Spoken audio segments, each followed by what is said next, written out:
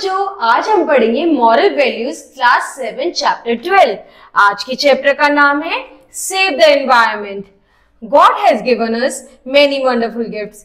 They are gifts of nature. Blue mountains, wide oceans, sparkling streams, wide forests, flowering plants, excellent juice fruits, birds, insects, animals, the sun, the moon, the star, the sky above, the air we breathe in, the earth we live on. We are all precious gifts of God to us. These gifts makes our world wonderful, beautiful, attractive and livable place. भगवान ने हमें बहुत अच्छा तोहफा दिया है, nature का तोहफा। उस नेचर का तोहफा जहाँ पे बहुत ही ज्यादा सुंदर सुंदर माउंटेन्स है, बड़े बड़े ओशियंस है, स्ट्रीम्स है, घने जंगल है, इतने सुंदर सुंदर प्लांट्स है, जूस है, फ्रूट्स है, उसके अलावा बर्ड्स, इंसेक्ट्स, एनिमल्स, इतने सुंदर सुंदर एनिमल्स है, सन है, मून है, स्टार्स है, इतनी सारी ये जो इतनी अच्छी हवा हमारे आसपास है नेचर में। उसके अलावा the earth we live in, हम जहाँ रह रहे हैं, ये सब भगवान ने हमें इतनी सुंदरता दी है नेचर के लिए। और ये जो वंडरफुल और ब्यूटीफुल गिफ्ट है, ये एक लवेबल प्लेस है हमारे रहने के लिए। तो भगवान ने जो हमें नेचर दिया है, ये बहुत ही ज्यादा सुंदर है और ये सबसे अच्छा तोहफा है भगवान की तरफ से हमें। Therefore, it is our moral duty to look after the things God has gifted us. तो ये हमारी एक moral duty है कि भगवान ने जो हमें तोहफा दिया, हम उसका ध्यान रखें। We must preserve this bounty of nature to our best use. So we should not misuse any of these goods. We must preserve them. Unfortunately, our world today is facing a great environment crisis. तो ये हमारी duty है कि हम इसका ध्यान रखें, ये जो ब्यूटी है उसका ध्यान रखें, गंदगी ना फैलाए, खराब ना करे चीज, क्योंकि आज के टाइम पे हम एक बहुत बड़ी क्राइसिस फेस कर रहे हैं। Man himself has disturbed the ecological balance of nature. What is ecological balance? एक इंसान ने ही पूरे नेचर का ecological balance बिगाड़ रखा है। अब ecological balance क्या होता है? The ecological is a concern with the relationship of life forms with one another and with their surroundings. Ecological manner का मतलब होता है एक relationship एक life forms का दूसरी life forms से जो उनके आसपास है। The ability of nature to remain unchanged is called the ecological balance. जो नेचर जो आपस में चेंज नहीं होता, बदलता नहीं है, वो ecological balance होता है। It is a system of give and take among plants, animals and their surroundings. People are affected by environment and the land itself on which they live in. इसका मतलब होता है कि एक सिस्टम जो आपस में जो प्लांट्स एनिमल्स होते हैं वो अपनी सराउंडिंग के हिसाब से चेंज होते हैं। जो पीपल है वो एनवायरमेंट और लैंड की वजह से खुद को अफेक्ट कर रहे हैं। People are affected by the environment and the land itself on which they live. जो इंसान है वो खुद को अफेक्ट कर रहे हैं इन सब चीजों से, एनवायरमेंट से। Pollution is a threatening to the very existence of man. जो इंसान इतना पॉल्यूशन फैला रहा है उसकी वजह से कितना ज्यादा नुकसान हो रहा है।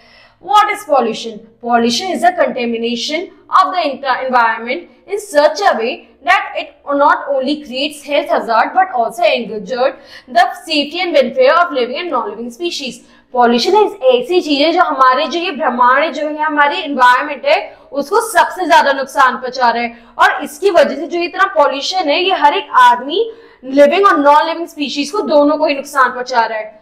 The Almighty God who sent us into this earth wanted all of us to enjoy the boundaries of nature. भगवान ने हमें जो चीजें दी है इस अर्थ पर वो चाहते थे कि हम इसको एंजॉय करें। But the selfish man has made himself cut down millions of trees. लेकिन एक सेल्फिश आदमी जो है वो हर एक इतने सारे millions of trees को काटे जा रहा है। Trees are the most beautiful gift of God. They are truly called the lungs of the earth. They keep our air purified and give us a lot of oxygen, which is very important. तो हमारे जो ये selfish आदमी है, ये जो लोग हैं, ये धीरे धीरे करके पेड़ काटे जा रहे हैं डेवलपमेंट के नाम पे। जो पेड़ है वो हमारी दुनिया की ऑक्सीजन है, जो हमारी जो एयर है, जो हम सांस लेते हैं उसको प्यूरिफाई करती है। और इसी को ही आजकल टाइम पे जो लोग हैं वो उसे काटे जा रहे हैं। Cutting of trees has resulted in environment hazards. Men today need wood for their houses like furniture and other needs. आज के टाइम पे जो ये पेड़ हैं सब लोग काटे जा रहे हैं। कभी किसी को वुड काटनी होती है ताकि वो फर्नीचर बना सके अपनी नीड पूरी करने के लिए। That is why trees are called green gold. But it does not mean that they should cut all the trees mercilessly. ठीक है, ग्रीन गोल्ड कहलाते हैं पेड़, लेकिन इसका मतलब ये नहीं कि हम सारे पेड़ों को काट दें। On the other hand, they should plant more trees to replace the ones they cut and use. और अगर तुम्हें काटनी है तो साथ साथ और प्लांट्स भी उगाओ, जितने तुम काट रहे हो उतने ही plants उगाओ. If they continue to cut the trees indiscriminately, it will be impossible to live on the earth for long. अगर इसी तरीके से लोग पेड़ काटते रहे तो आगे आने वाले टाइम पे इस दुनिया में जीना बहुत मुश्किल हो जाएगा.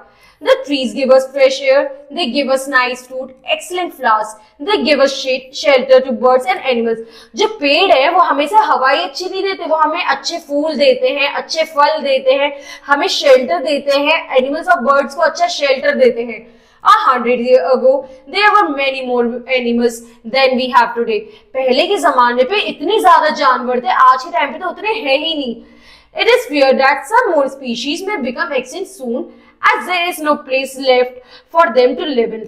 आगे आने वाले टाइम पे ये भी पॉसिबल है कि कोई भी स्पीशीज बचे ही ना, क्योंकि उनके पास कोई जगह ही नहीं बची है रहने के लिए. Plants give us food, clothes, medicines. They help us in getting rain. They check the soil erosion. जो plants है वो हमें खाना देते हैं, पहनने को कपड़े देते हैं, मेडिसिन देते हैं, बारिश देते हैं और तो और सॉइल इरोजन में भी हेल्प करते हैं. अब what is soil erosion? It is removal of upper fertile layer of soil by wind and water. Soil erosion का मतलब जो upper layer है उसको soil erosion के थ्रू यानी layer of wind and water के थ्रू सही करती है. Deforestation is responsible for soil erosion. जो deforestation है वो soil erosion के लिए रिस्पॉन्सिबल है. Nowadays, more than 40% land surface is covered by desert. आज के टाइम पे 40% लैंड जो है वो कवर्ड है डेजर्ट से. When we breathe in polluted air, we get many disease. Man has polluted the water too. अगर हम जब इस polluted हवा में सांस लेते हैं जिसकी वजह से हमें बहुत सारी बीमारी होती जा रही है और अब तो इंसान ने पानी को भी polluted कर दिया है. We have vast and large oceans. Millions of sea creatures live in them. Some advanced countries have made the oceans dumping ground for waste material. हमारे जो पानी में इतने सारे क्रिएचर्स रहते हैं, एनिमल्स रहते हैं, लेकिन इंसान ने वेस्ट मटेरियल्स पानी में डाल के उसे भी पॉल्यूटेड कर दिया है. When the ocean become polluted, the sea creatures cannot breathe properly and they die slowly and slow death. अब जैसे ये वेस्ट वाटर पानी में जा रहा है जिसकी वजह से जो पानी में जानवर हैं वो सांस नहीं ले पा रहे हैं और धीरे धीरे करके मरते जा रहे हैं. In India, the holy river Ganga is highly polluted. People and factories are pouring their garbage and other waste into it. हमारे जो भारत में रिवर गंगा है वो सबसे ज्यादा पॉल्यूटेड, क्योंकि जो फैक्ट्रीज है वो जितना भी कूड़ा गंदगी होता है वो सब उसी में डालते जा रहे हैं. Not only the Gangas, but the other rivers too are polluted. Polluted water, several kind of bacteria and virus grow, which give birth to fatal disease. ये जो सब गंगा ही नहीं काफी नदी है जिससे वो बहुत ज्यादा पॉल्यूटेड हो रही है और वो से जो पानी है वो कई तरीके की बैक्टीरिया वायरस लेके जा रही है जो कि बहुत सारी बीमारियों को भी की भी जड़ है. लाइक क्लोरिया, थायराइड, लिवर डिसीज एक्सेट्रा. जैसे क्लोरिया हो गया, थायराइड हो गया और लिवर डिसीज हो गई. बहुत सारी जो डिसीजेस है वो इन्हीं की वजह से हो रही है. Bathing in polluted water give birth to skin disease, lung disease and cancer. इन्हीं पानी में नहाने की वजह से बहुत सारी बीमारियां होती जा रही है.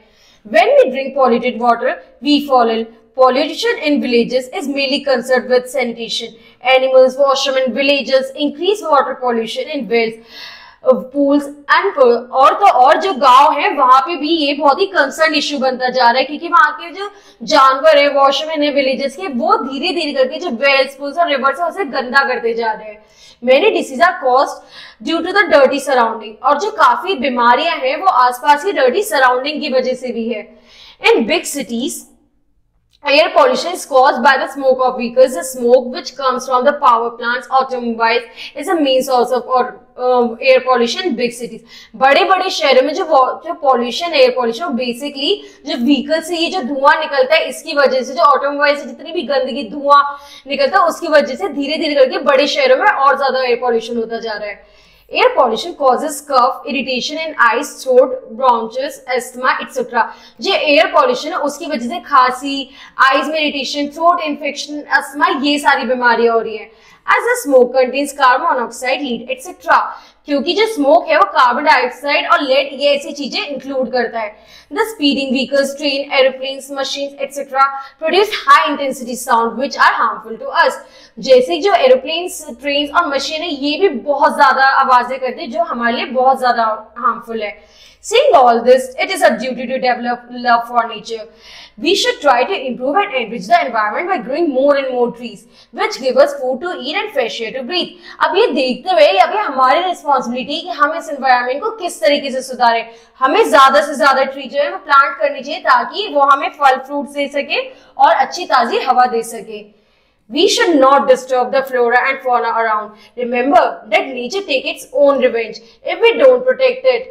याद रखना, अगर हमने नेचर का ध्यान नहीं दिया तो नेचर अपना रिवेंज जरूर लेगा खुद को बचाने के लिए। We must value nature. We must save environment for they are natural wealth which enrich our life. हमें अपने देश को, अपने भारत को, अपनी अर्थ को खुद से बचाना चाहिए क्योंकि धीरे धीरे करके जिस तरीके से एयर पॉल्यूशन, नॉइस पॉल्यूशन और हर तरीके से इतनी जो गंदगी बेटी, वाटर पॉल्यूशन ये सब हो रहा है, जो बीमारियां हैं वो बढ़ती जा रही है और वो टाइम नजदीक नहीं जो लोग इतने ज्यादा बीमार जाएंगे कि हमारी ह्यूमन पॉपुलेशन भी कम हो जाएगी। और अगर हमने ध्यान नहीं दिया तो धीरे धीरे करके जो नेचर अपना बदला खुद लेगा और खुद को बचाएगा।